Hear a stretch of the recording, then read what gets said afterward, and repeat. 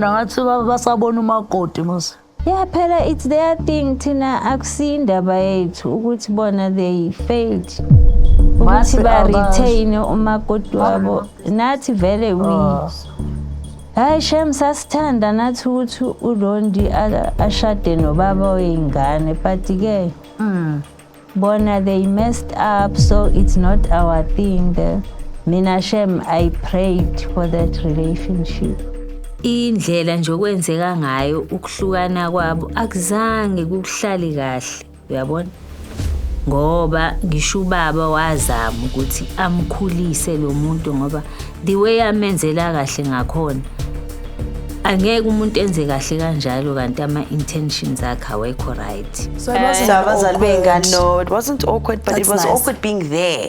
But how is your guys' relationship? Imagine nje khona this weekend nje bakade nibonana. Right nje.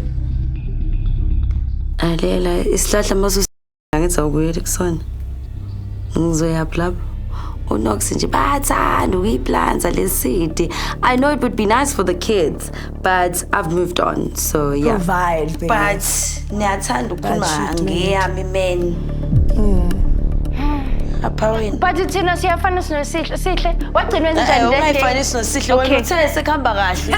Ngisho nini? Friend yakho.